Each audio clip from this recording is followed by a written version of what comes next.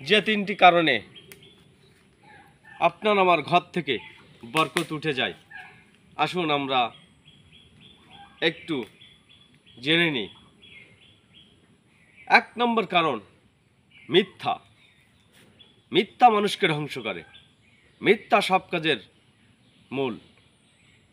রাসূল পাক সাল্লাল্লাহু আলাইহি সাল্লামের কাছে এক ব্যক্তি এসে বলছে, আল্লাহ রাসূল, আমি ভালো হতে চাই। আল্লাহ রাসূল বললেন যে সর্বপ্রথম মিথ্যা কথা ছেড়ে দাও। লোকটা বলল যে মিথ্যা কথা ছেড়ে দিলাম। লোকটা চুরি করত। সে প্রথম দিন যখন চুরি করতে গেছে, চুরি করে এসে রাসূল পাক সাল্লাল্লাহু আলাইহি সাল্লামের সাথে যখন দেখা হলো, বলল, কি করছিলা? বলল যে আল্লাহ রাসূল, আমি চুরি করলাম। দ্বিতীয় দিন এভাবে যখন সে নিজেকে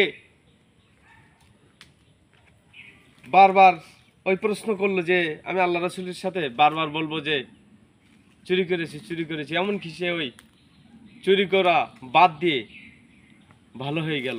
এই জন্য সর্বপ্রথম আপনার ঘর থেকে এই বরকত উঠে যাবে যদি আপনি মিথ্যা কথা বলেন। মিথ্যা মানুষকে ধ্বংস করে, এটা জেনে নেবেন। 2, রিজিকের সাথে আপনি বেয়াদবি করবেন না। আবার বলতে পারেন যে রিজিকের সাথে আবার কে বেয়াদবি করে, কিভাবে বেয়াদবি হয়? রিজিকের সাথে বেয়াদবি মানে অপচয়কারী। অপচয়কারী নিশ্চয় শয়তানের ভয়, এটা আমরা সবাই জানি।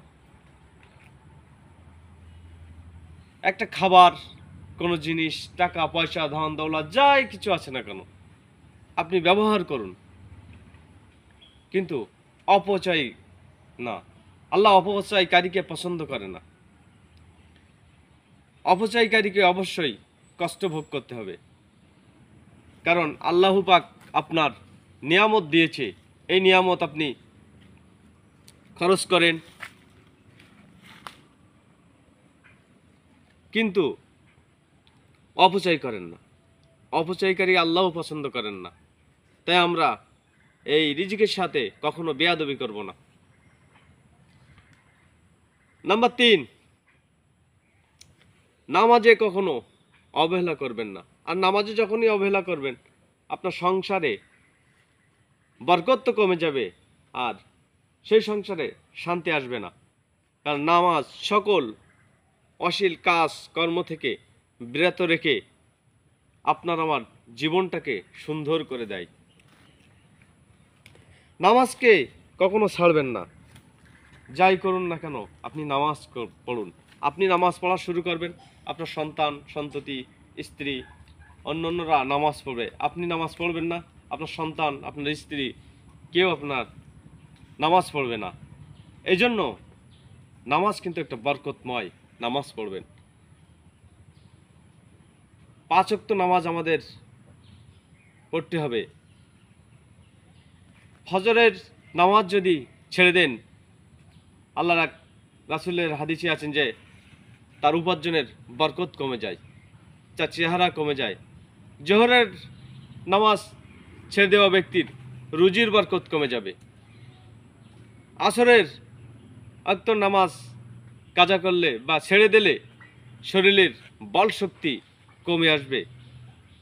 মাগরিবের ওয়াক্ত ছেড়ে দিলে আল্লাহর সান্নিধ্য, কোনো সন্তান সন্ততি আপনার উপকারে আসবে না। আর ঈশার নামাজ ছেড়ে দিলে নিদ্রায় পরিতৃপ্তি, ঘুম আসবে না। তা আসুন আমরা নামাজকে অবহেলা না করি, নামাজ পড়ুন।